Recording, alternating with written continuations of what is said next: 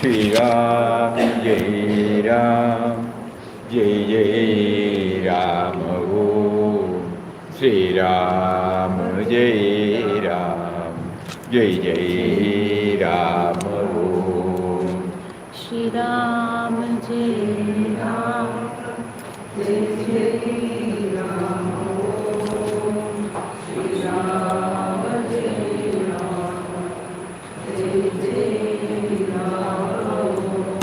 Shri Ram, Jai Ram, Jai Jai Ram, Om. Shri Ram, Jai Ram, Jai Jai Ram, Om. Shri Ram, Jai Ram, Jai Jai Ram, Om. Shri Ram, Jai Ram, Jai Jai Ram, Om.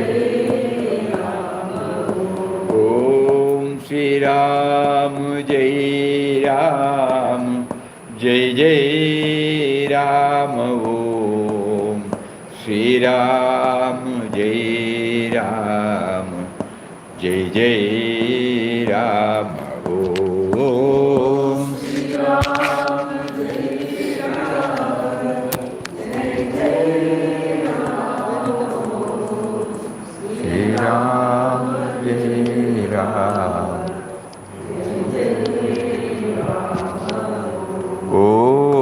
Shri Ram, Jai Ram, Jai Jai Ram, Om. Shri Ram, Jai Ram, Jai Jai Ram, Shri Ram, Jai Ram.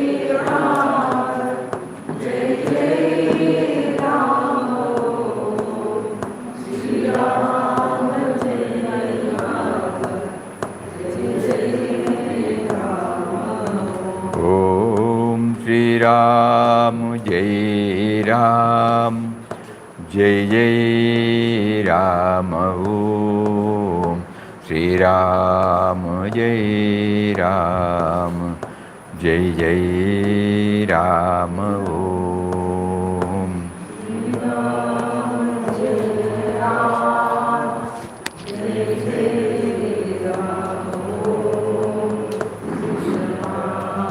Shri Ram, Jai Ram, Jai Jai Ram, Om Shri Ram, Jai Ram, Jai Jai Ram, Om. Shri Ram, Jai Ram, Jai Jai Ram, Om.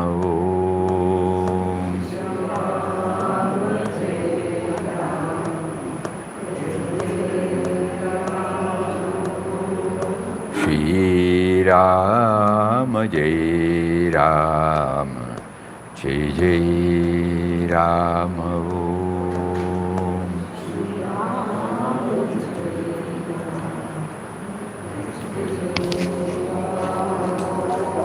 Shri Ram, Jai Ram, Jai Jai Ram, Om. Shri Ram, Jai Ram, Jai Jai Ram, Om.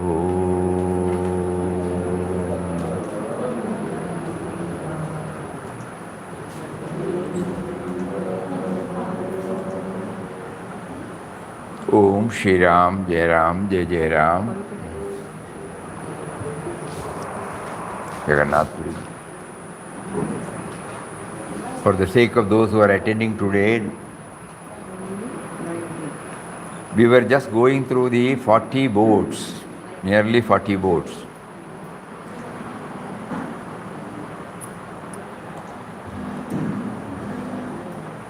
Which were displayed at the time of centenary, Sannyas centenary in December last. It was the journey of Papa from Mangalore to Mangalore. In 1922, he left everything, so we will just go to that first one.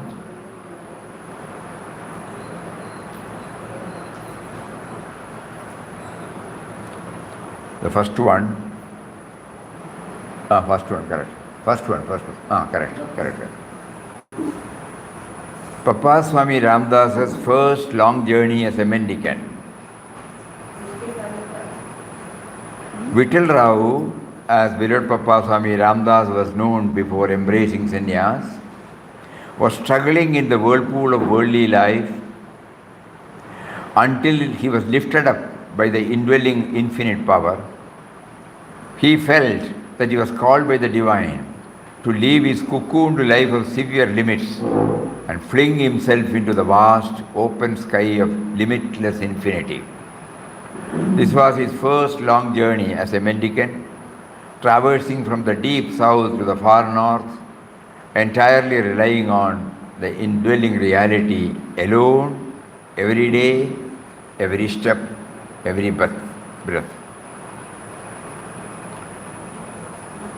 We keep on going through the same thing because it was because of the transition that took place in Vittal Rao on 27th December or 28th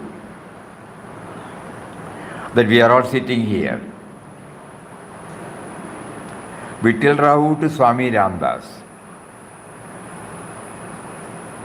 Though everything is designed by Lord, still from the Vyavaharik angle we say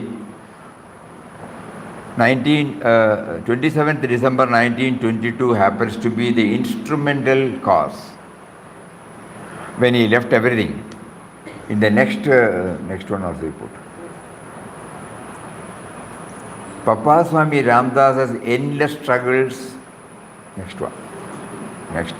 No. In his mundane life, resulting in utter helplessness, led his advent into the world as a mendicant. He heard the inner voice of God. When he prayed, he heard the inner voice and he named it as Great Void. Many of you might remember. He heard the inner voice of God. It was like a plank thrown towards a man struggling for very life in the stormy waves of a raging sea. On 27th December 1922, at 5 o'clock in the morning, he left Mangalore by train, by bidding farewell to a world for which he had lost all attraction and in which he could not find nothing to call his own. Body, mind, soul, all were laid at the feet of God. So that is why we are all sitting here. So when God wanted this transformation to take place, not only in every one of our life, we can't say we have been transformed, at least we have been awakened. We have been awakened to the truth that God is within. All these were possible only because he chose Vittal Rao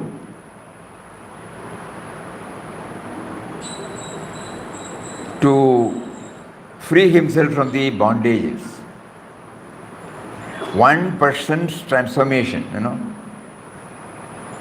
it has been instrumental now in touching and awakening the presence of God in innumerable devotees all over the world.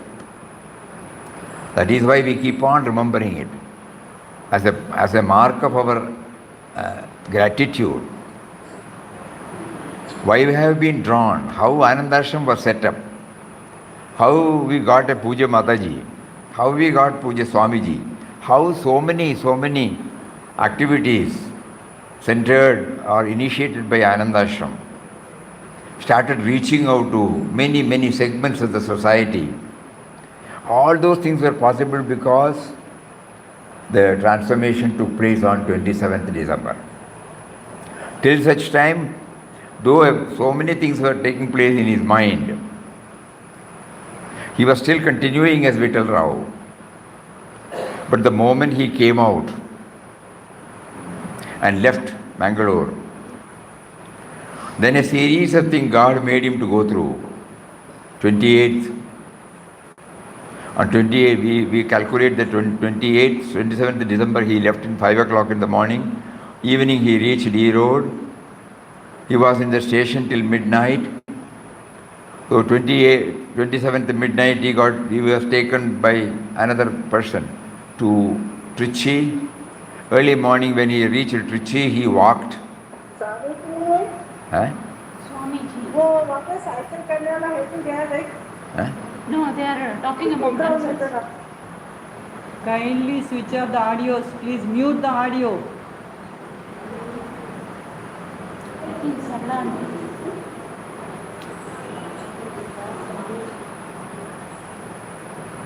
Is that okay?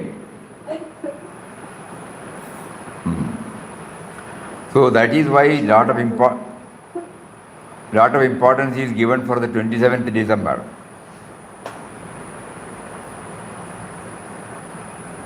Every spiritual aspirant needs a spiritual preceptor to awaken. This is very important. That is why we are going through Inquest of God again and again and again and again. Because had that not taken place, this ashram would not have come into being.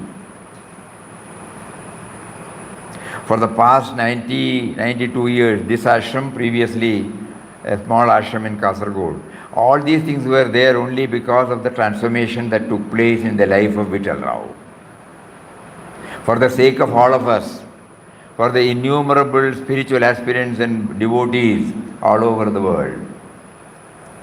That is why we are going through it again and again and again. So, a seeker's likes and dislikes, favors and prejudices set up a thick wall on his path.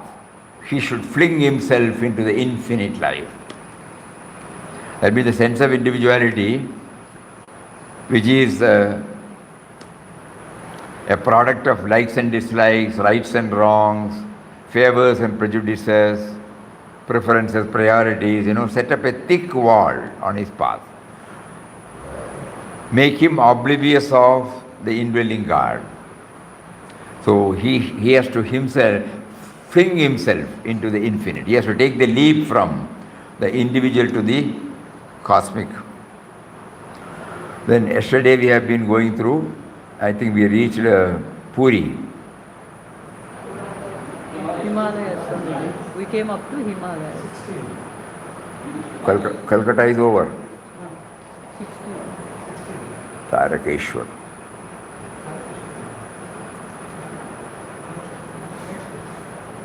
Anyway, it doesn't matter. We will go back from Jagannath Puri again. Jagannath Puri. 15. Reaching the ancient seaside temple frequented by millions of fervent pilgrims, Papa felt a deep emotional connect. Papa's devotion to the divine knows no bounds, both in his abstract, infinite Nirguna aspect and his local, personalized, Saguna aspect. Devotion means loving remembrance of God. Bereft of devotion, life is dry and tasteless. Devotion sweetens life and frees it from the bond of ignorance. Though Papa has been dwelling on the indwelling and all-pervading reality which is beyond name and form,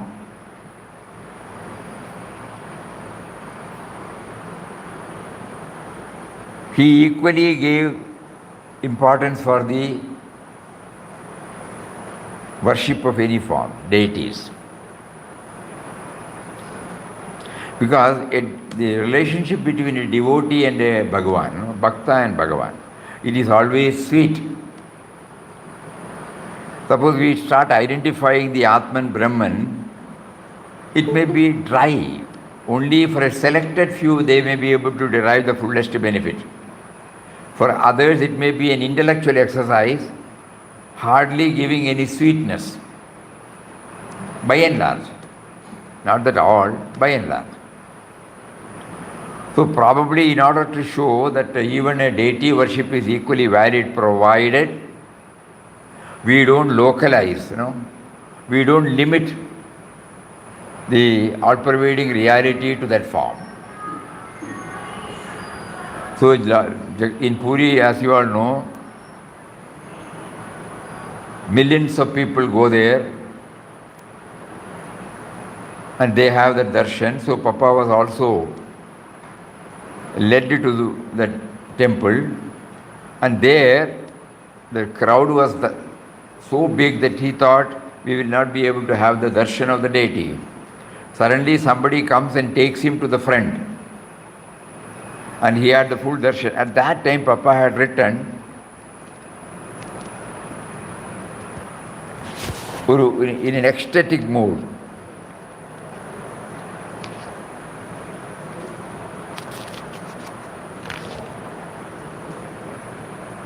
He says, Ramdas had now become unconscious of his body and plunged into communion with the Almighty Ram.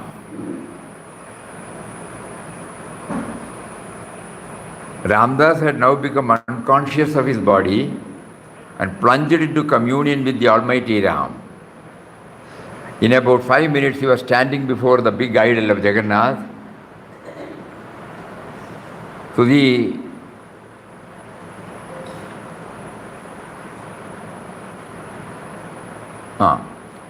all glory to thee. All along while going around, he was immersed in a strange ecstasy, tears flowing down profusely from his eyes. What joy indescribable! One moment of that existence outweighs all the pleasures of the world. So by these explanations he says how the Almighty Lord of the universe, who is nameless and formless, also does give the devotee the same joy through a form. This is very important. So never belittle the importance of idol worship. The only thing is, Papa wanted all of us to understand that we should not stop there. Lord Jagannath is in the minds of everybody. That is why he is called Lord Jagannath. Jagannath is Nath of the Jagat. So he is not only in Puri, he is also everywhere.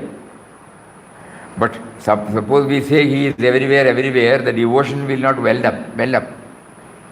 So that is why a form, certain rituals, so many things are done so that the devotional aspect is kindled in us and we get the joy of it. So that is why Papa specifically mentioned communion with Ram. Ram is nameless, formless, no?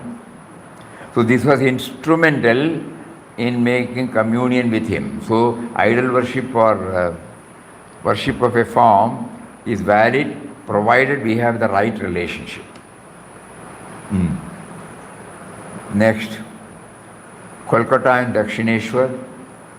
Here also he had the ecstatic experience when he saw the room once occupied by Bhagavan Ramakrishna Paramahamsa. See, he rolled there. And that moment, inexplicable. He had explained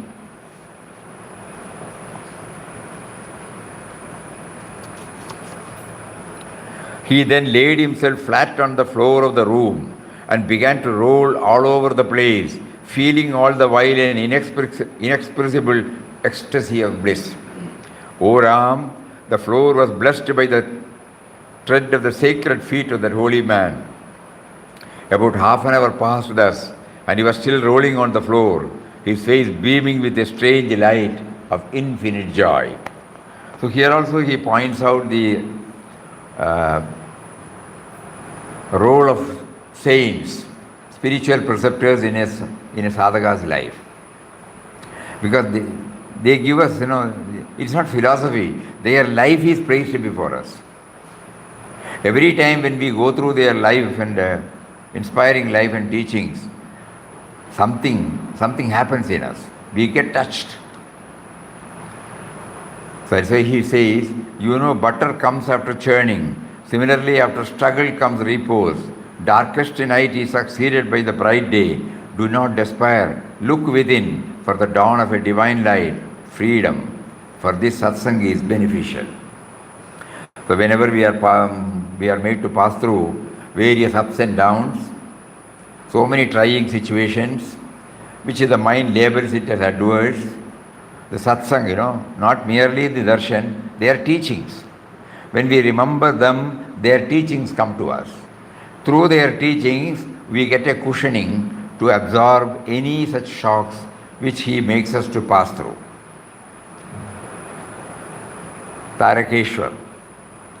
Throughout his journey, he would meet people from all walks of life, from those who followed the rules in letter and spirit to those who live precariously without much care about rules and conventions. For him, nobody is to be feared or frowned upon, and no deed was considered as weird or unbecoming. Spiritual progress does not mean development only in one aspect of a human being. His emotional, intellectual, and dynamic nature should evolve simultaneously. In every board you will find an interesting quotation of Papa. So, in order to clear that spirituality or spiritual life does not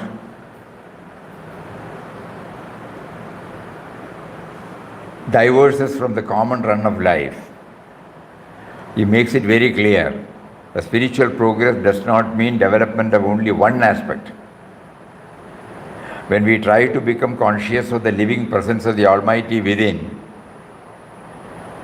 all our other aspects also get, because we feel Him also in different, in various manifestations.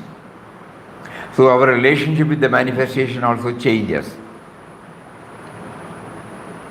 And whatever He prompts us to do for the sake of others, for the sake of our own unfoldment, which we call it as creativity,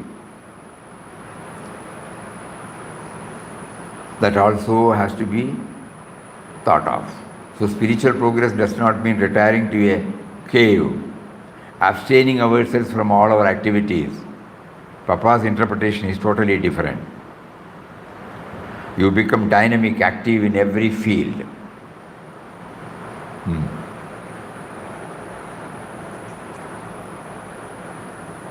Gaya, Kashi and Ayodhya. As a traveler without an itinerary, Papa often faced unsympathetic situations, but he was never desperate nor frustrated. Instead, he found them as God-given tests to remain calm and unruffled. Like gold being melted and hammered repeatedly to make fine jewelry, these trying moments made him a finer being who is in tune with the grand designer. Man's eyes are open to the transitory nature of the world through the bitter experiences which he gains in the course of life. When we started thinking about the source of all our sources, at least intellectually we understand that it is God who gave us this human birth. And He chose our parents to become the instrumental cause. Bijam Mam Sarvabhutanam. I am the eternal seed of all beings. So when He sent us, it is His design. Our life is His design. So whenever, because of our previous karma, we have to pass through so many things. But out of His unbounded love towards us, He also facilitates to have satsang and contact of a spiritual preceptor who touches and awakens in us. And then who makes us understand that don't be carried away by the downs, don't be carried away by the so-called labeled adverse circumstances. They are all tests meted out onto you to become the refined one. That is why he says, just as like gold being melted and hammered repeatedly to make fine jewelry, these trying moments made him a finer being who is in tune with the grand designer. Because he is in tune with the grand designer, he never got desperate, dispirited or dejected. Oh, he has got a plan, so I submit to it, that's all.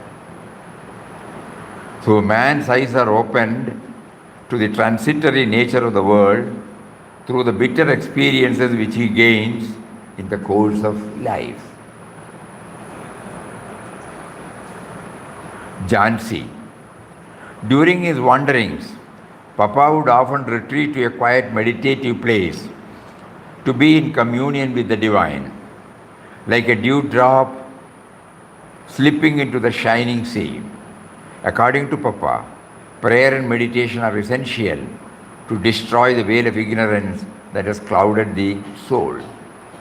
In meditation, your mind should think only of God, who resides within you, and not wander about in the midst of passing scenes or the objectives of life. The mind going inward through the practice of prayer and meditation finds the presence of the divine first within and then without everywhere. So apart from Nama and Seva, Dhyana is also equally important. Dhyana is a conscious attempt on our part to feel His presence within. So as spiritual aspirants or sadhakas, we should give importance to it. Unfortunately, unknowingly, when we come to ashram, we don't give much importance for that, because we are one with the various routine, and whenever we are free from routine to our personal this thing, or we spend some time. But in good old days, till 88, when Papa's Samadhi Mandir, there was the only Samadhi Mandir, it was called Homa Mandir, was there. The regular practice was, though nobody instructed anybody to do it, somehow everybody gets kindled, they go there and sit there and try to develop this communion with Him in their own way. Probably by mental chanting, probably by dwelling on the various teachings. Till 88, that was this way. After that, only vocal chanting is given importance unknowingly. It is important, no doubt. But now here in these words, Papa tries to emphasize the need for the inward journey. In meditation, your mind should think only of God, who resides within you, and not wander about in the midst of passing scenes of the objective life. The mind going inward through the practice of prayer and meditation finds the presence of the divine first within, then without everywhere. So this also is very important. Each one has to find out some way. Now we have, of course, this hall. Many people now slowly make use of it. They go to the adjacent room where Puja Swamiji dropped the body, calm and serene. So many people silently come and sit there and go. And this hall is also without any photos. At least in the adjacent room there are photos of Papa, Mataji, Swamiji, Shivananji Maharaj, Chidanji Maharaj, so many things. To what extent we have been able to go internalize, it gets externalized. So that is why in this particular room there is no such image here, which was exactly like till 88, in Homa Mandir there was no image. So the chances of the mind going outward was less and less. So time has come. Today when we take it up, we are reminded that importance should be given, thrust should be given to inward journey also equally. Himalayas. Papa's Himalayan journey took him to many ancient pilgrim centers, Haridwar, Rishikesh, Kedarnath, Badrinath, the lofty peaks of mountains covered with rolling waves of clouds, and the holy Ganga that flows in all calmness and majesty awaited him. He walked on, losing himself in the divine splendor. He felt like a baby in his mother's lap as he was enveloped by a sense of serenity. For freedom from attachment, the most efficacious means is a recourse from time to time to solitude. The renunciation that is required of the sadhaka is the renunciation principally of attachments existing in the world.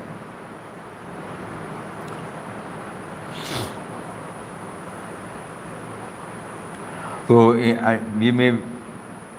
may not be possible for everybody to take to solitude. So that is why we take these pilgrimages. But unfortunately, during the pilgrimage, to what extent we have been able to dwell on God thought, because travel arrangement, lodging arrangement, food arrangement, all those things play an important part. So to what extent we get accepting the sentimental satisfaction that we have visited. But Papa reminds us here, the purpose of taking such step is freedom from attachment. When we are in our own place, so many things are there to which our attachment comes out. But when we go out, when we are in solitude, especially a solitude like what Papa did, where we see only even on our journey, we find renunciates, people who are free from many of the attachment. There may be some parimiti parigraham may be there, but still, by and large, they are free. So to remind us, really renunciation is not freeing ourselves from our possessions, but attachment to that possession. For that, periodical retreat is recommended. That is why Papa highlights here. For freedom from attachment, the most efficacious means is a recourse from time to time to solitude. The renunciation that is required of the sadhaka is the renunciation principally of attachments existing in the mind. Mathura, Gokul and Vrindavan. Papa acknowledged and adored both personal and impersonal vision of God. For him, both these aspects, Saguna and Nirguna, were complementary, not contrary or contradictory. In fact, the impersonal is manifested through the personal aspect. Truth or God is both personal and impersonal. Truth is personal insofar as it works in the movements of individual life and the world nature, but it is also impersonal, has the external basis or foundation of this pure and spontaneous outflow of life and manifestation. A clear-cut idea about Saguna and Nirguna. The Nirguna aspect, nobody can in one go straight away go to the Nirguna aspect, as we said earlier. So we need, because we have got a name and form, so we can go through a name and form easily than through a nameless, formless. Because the moment we close our eyes, so many thoughts rush in. We have been asked to concentrate upon the God aspect. How am I to go within? Many people used to ask Papa, what should be done? So he used to say, bring any form you are comfortable with. And feel that form represents or symbolizes the indwelling reality. So both take place simultaneously. And to others, he says he concentrates on the sound.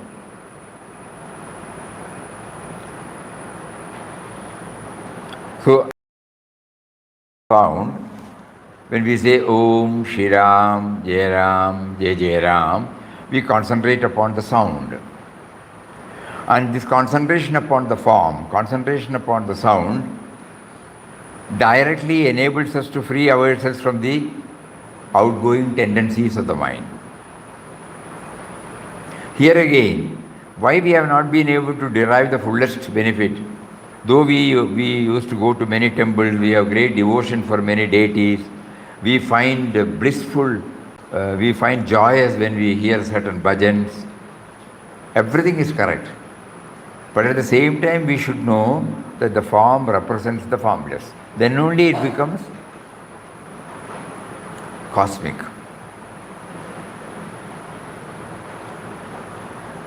So the impersonal and the personal. Then Raipur. Throughout his journey, Papa made no reservations for either transport or boarding. Wherever he reached, he would look around to see a vacant spot, no matter whether it was nauseating or not, where he can rest for a while. Some of these places were rather inhospitable and offered no comfort to his weary body. Still, he had no reservations about his stay or food. Liberation is possible only through the human body. And to waste this life in pursuit of sense pleasures, instead of trying to reach God, is indeed pitiable. Body is only a vesture, a mask, or a vehicle, impermanent and transitory. Here you will all remember in Quest of God that when the railway police drove everybody, all ticketless travelers, finally Papa was chased and Papa found a spot under a tree, yes, the far corner of the platform. And when he laid himself, he had nothing to put it there. So when he laid himself there, he could feel the smell of urine. That means in our language, people were using that place for passing urine. Even then, Papa did not mumble or grumble. And he immediately said, God is making him to do that to know the impermanency or transient nature of the body.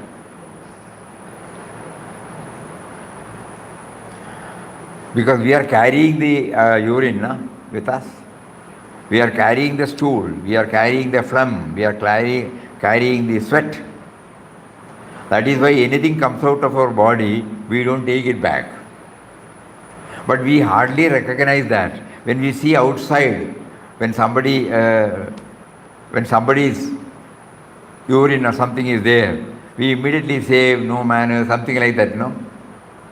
But we hardly recognize that it is the same thing we are carrying in us. So this body is perishable, this body is full of such things, and so we should not grumble when we see it outside. Something like that, so many interpretations we can have from that. But most touching was, he writes there,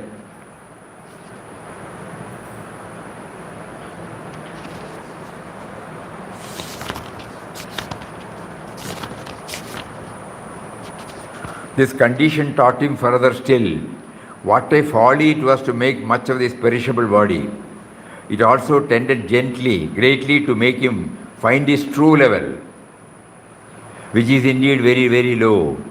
To afford him the benefit of this experience, O Ram, thou alone appeared as the policeman and brought about this circumstance. Here Ramdas, the child of Ram, slept soundly till morning in the loving embrace of that all-powerful being Ram. So one more message it comes. Normally, we get irritated, we become restless, we become upset. But here, he was able to take it as a test. That which is inside has come out, that's all. So he was peaceful. He had a sound sleep, just imagine. So liberation is possible only through the human body, and to waste this life in pursuit of sense pleasures, instead of trying to reach God, is indeed pitiable. Body is only a vesture, a mask, or a vehicle, impermanent and transitory. Ajmer. Like an innocent child who would carry an umbrella to a gathering, convened to pray for rain, Papa trusted God unconditionally to take care of him. Even when he was living in a jungle infested with many venomous creatures, he had no fear, for he knew that he was in the ever-protective hands of God. A man without faith is a vacillating creature, vacillating between sorrow and fear, whereas he who possesses faith is the real hero, who has conquered weakness and stands firm like a rock in all storms of life. Specifically writes, he went to a cave where there were scorpions, snakes, so many things, and Papa was comfortable with them. Neither they attacked him, nor he was fearing. So that stage, faith in God. Unless these tests are given, how will we know that we have got faith or trust in Him? He was able to understand that. In our case, we immediately become upset. Something for all of us to think deeply on this. While traveling in the western India, Junagadh, Papa managed to visit contrasting terrains, from high and mighty Girnar hills that got 10,000 steps to climb to the seaside town of Porbandar. But wherever he went, his sense of empathy and compassion towards his fellow beings, including animals, was intact and evident. The world we live in is a school in which observation and experience offer us immense possibilities for self-improvement.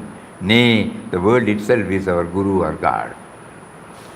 Here, in Junagadh, there are about 9,500 steps to have the darshan of the footprints of Lord Dattatreya. It's a wonderful sight. When we go there, we take it, of course, we have faith. There is something pushing us to do it. We go there, we enjoy, we see the scene from there and come back. But Papa did something more, From the low level, you see so many things which are not comfortable for us. But as we keep rising higher and higher, the whole thing looks beautiful. So that is why the world we live in is a school. So every experience he makes us to learn something. Not visiting, not seeing. And for that 9,500 steps, not an ordinary joke. So to reach that state, we have to really subject ourselves to severe austerities. It is not at all a joke to climb these 9,500 granite steps, especially in the summer. It will be very, very hot. And most of the pilgrims, they go not with chappal. And so then we only see at the physical level. Our devotion is there, no doubt. But far from that, Papa says you should know something more than teaching, more than that. That means if we have to climb up, we have to scale the heights, means that is also a uphill task. Normally in English we say uphill task. But when we reach there, our vision gets expanded and we see only beautiful things, positive things, ecstatic things. Dwarka. Papa had an unwavering clarity and conviction about the path he has chosen. His faith in visionary saints was unshakable. His relationship with his friendly fellow travelers was not burdened by any expectation from his part. In Dwarka, surrender is of one kind.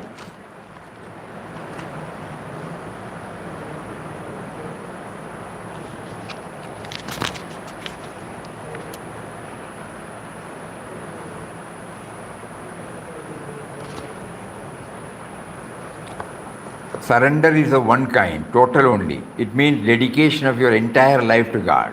There is no such thing as a partial dedication.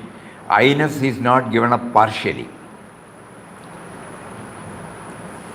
So faith in visionary saints was unshakable.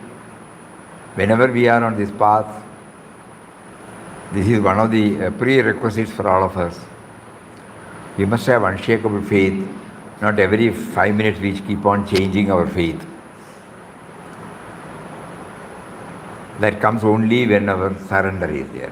When God has designed that I should take up this yatra, God knows who should guide me in the physical form, and I must have the faith in them. The faith is another word of the surrender. Surrender. And he says here, not 1 moment or 2 moments, we also get surrender. But that is not the one. The I-ness is not given up partially. Retaining the I-ness, if we say we have got faith, it is not. So that is is a thing on which we have to keep on remembering. That is why we nowadays feel, at the time of repeating universal prayer, we have not been able to live up to what we are telling every day. O Lord of the universe, O Creator, Protector, Destroyer of the world, I come in all humility to thy holy feet and surrender myself entirely to thee. Previously we were not being aware, we were chanting it. But nowadays we know that we have not surrendered, but still we are telling. So that means Mataji chose this universal prayer to be repeated by us, so that one day we will start thinking, I have not surrendered anything, but still I keep on telling that I am entirely I have surrendered. This is not right. So I must do something to bring out this surrender aspect fully. Bombay. During his travels, Papa sometimes met people who were going through tragic and painful situation in life. They were looking for solace and solution. Listening intently to their tales of travels, he would then guide them to the uplifting and reassuring hands of the divine, offering them a safety net in the uncertain world.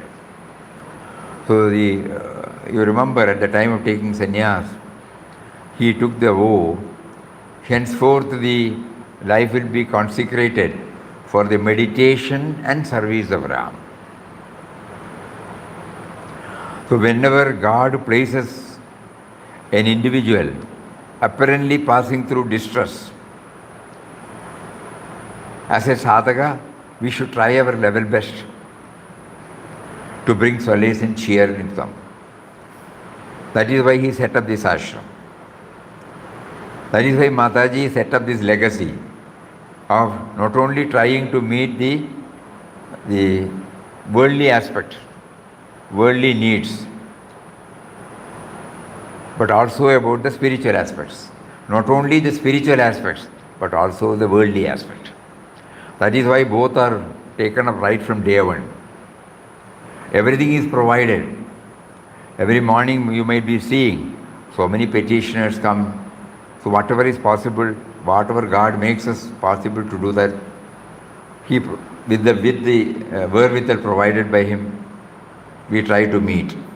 And wherever they need anything to know about Papa's teachings, Mataji's teachings, about the ideal of the ashram, about the efficacy of the triune path, the Namsan Deva, that is why it's being shared.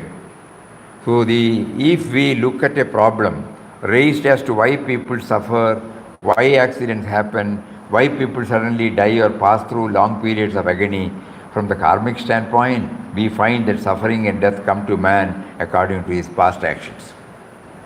So this will give us some cushioning. Instead of blaming others,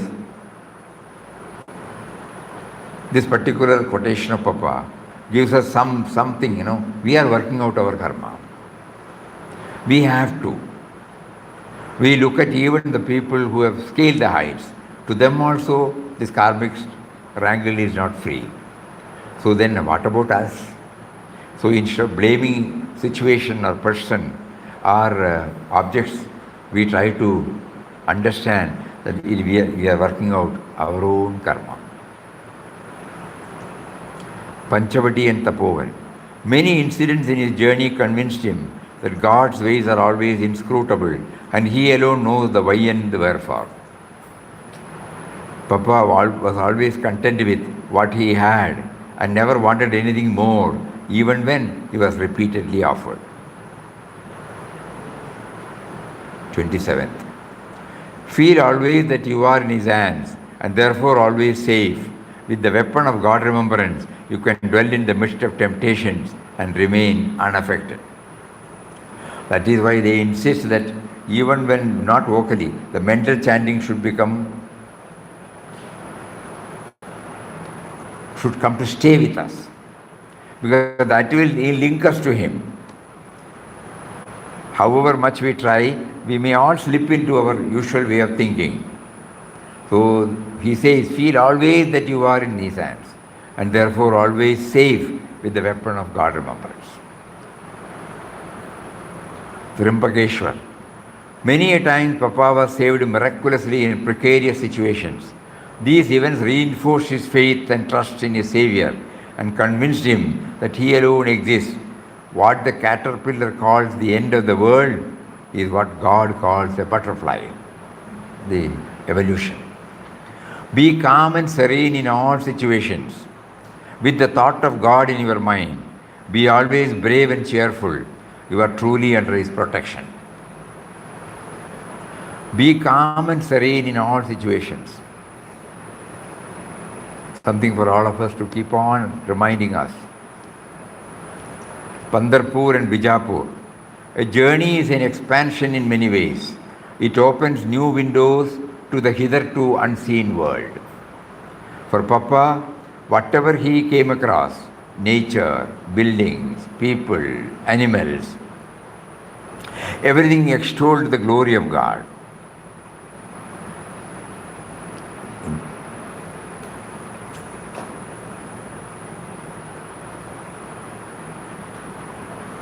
Seeing a cow, Papa was reminded of how God through his creation nourishes us without fail. To Papa, cow represents a grand ideal of all that is gentle, pure, self-sacrificing and innocent. To love all is the true bhakti of God. To serve all is the real worship of God.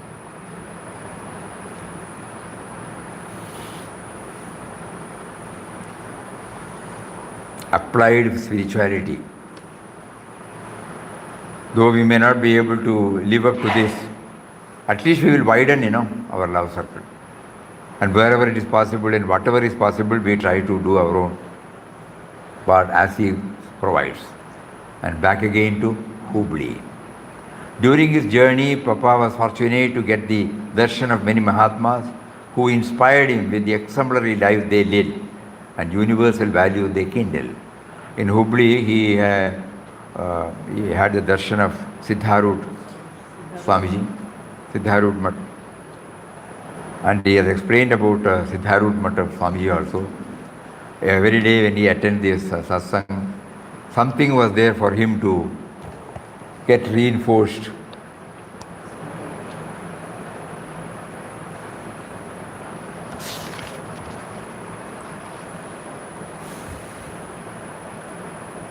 Ram had also arranged matters for him. Ramdas listened to. Here he spent about 10 days most happily. In the mornings and evenings, there were reading and exposition of religious texts. Ramdas listened to, nay, drank in the words of wisdom that fell from the lips of the learned sage. Ram had so arranged matters for him that the Upadesh the Swami gave during those days happened to be just what would lead him further in his spiritual progress. At other times, he would wander about in the field behind the mutt and remain mostly at the tomb of Samadhi of the late Kabir Das, the great Muslim saint in that place.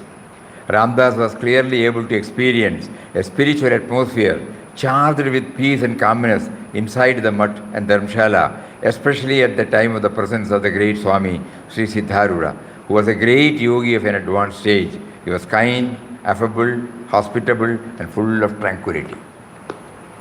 I say he said the exemplary life they led, and in society of saints is the most effective means to awaken the heart to the consciousness of God. The aspirant should approach them in all humility with an attitude to receive their enlightening influence. Importance is given. God arranges. It is not that we go there. God arranges such things. Papa never planned. But God took him to many such places. And the last one was Hubli, when he started from Mangalore. And then finally we are back to Mangalore. Pandava Caves, Kadri, Mangalore. Papa's journey that started from Mangalore came a full circle as he finally reached the Pandava Caves near the town, Mangalore town. To sum up, it was a journey that began in the background of frustration and utter helplessness enter in the state of peace and serenity in God remembrance. If we go to the first few lines of the In Quest of God, first chapter, and when we come to the last few lines of the last chapter, the message is from stress to serenity. So spirituality is nothing but, spiritual approaches are nothing but, spiritual disciplines are nothing but a journey from stress to serenity, for which what is required, he brings it out in his quotation. The soul which is imprisoned within the toils of individualism. The soul which is imprisoned within the toils of individualism now attains the bliss of perfect freedom. So serenity and peace can be had only when the dominance of me and mine is reduced. The soul which is imprisoned within the toils of individualism with spiritual journey now attain the bliss of perfect freedom.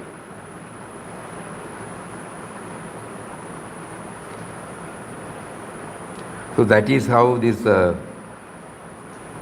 Mangalore to Mangalore, anybody can interpret in any way, One method of interpreting it was like this. Because every now and then, instead of going through the whole text and the 198 values, he prompted us to bring out in the form of book something about the places he visited and some words of wisdom that will throw more light on our spiritual journey. That is how it came out in the form of these 40 boards, and that was displayed at the time of centenary celebration.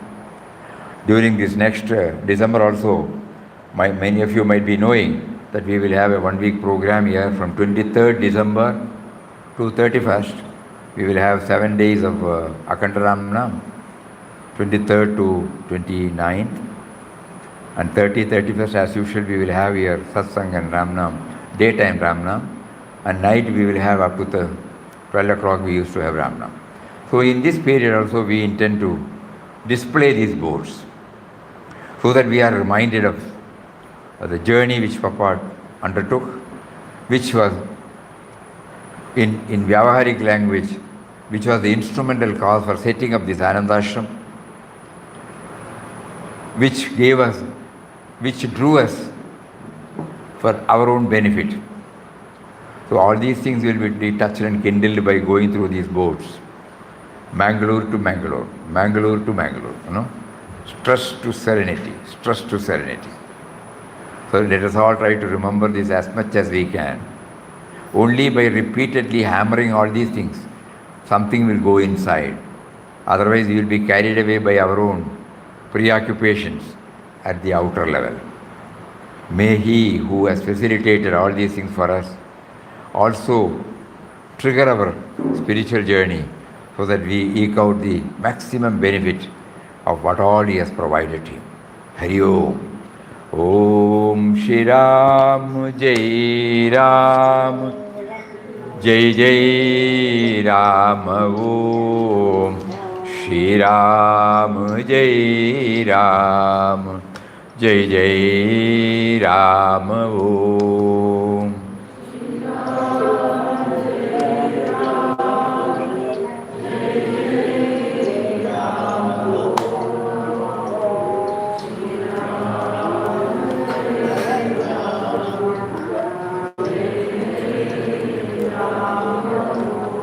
Shri Ram Jai Ram Jai Jai Ram Om.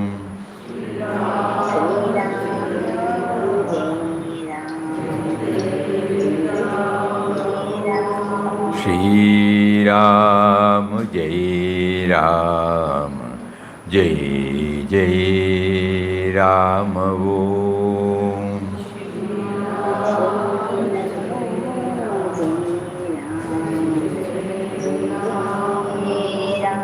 Shri Ram Jai Ram Jai Jai Ram Om.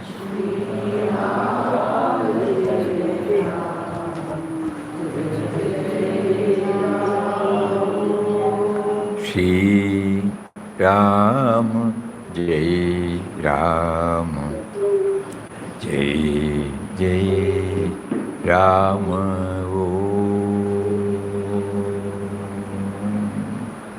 Hari Om to everybody. Pranam, pranam, pranam, pranam. Pranam, pranam to everybody. Hari Om, Hari Om, Hari Om.